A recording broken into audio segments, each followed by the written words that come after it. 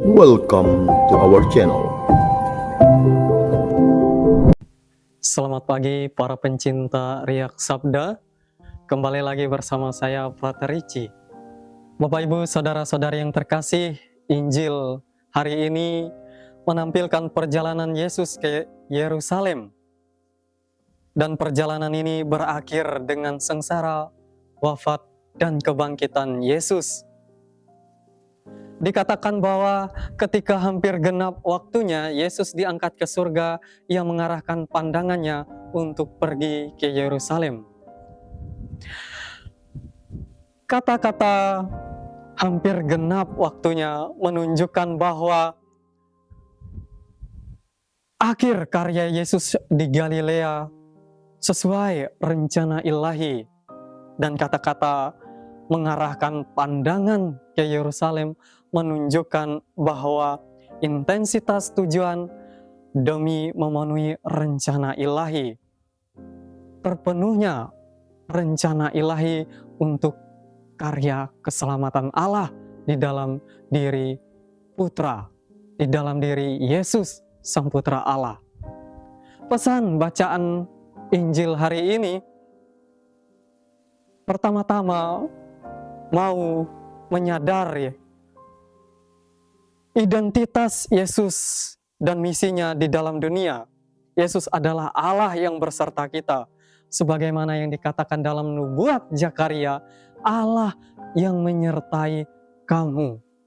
Di mana Yesus sebagai Allah yang hadir di dalam hidup manusia, yang masuk dalam sejarah manusia, membawa manusia pada keselamatan, menebus manusia dari perbudakan dosa.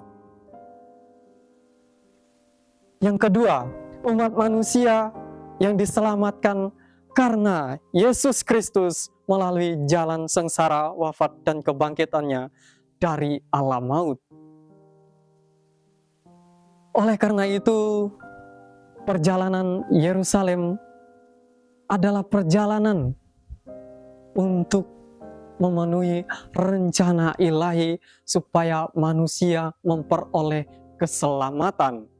Perjalanan Yesus ke Yerusalem adalah langkah maju menuju peninggian untuk memenuhi rencana Allah. Dalam perjalanan ini, mereka masuk desa orang Samaria.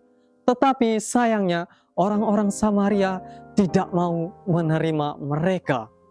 Yesus ditolak sehingga para muridnya, yakni Yakobus dan Yohanes, meminta supaya api turun dari langit untuk membinasakan orang-orang Samaria. Tetapi apa yang dikatakan oleh Yesus?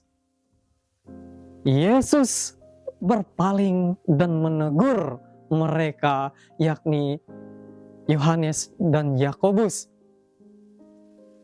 Yesus menegur mereka bahwa Anak Manusia datang bukan untuk membinasakan, melainkan untuk menyelamatkan semua orang.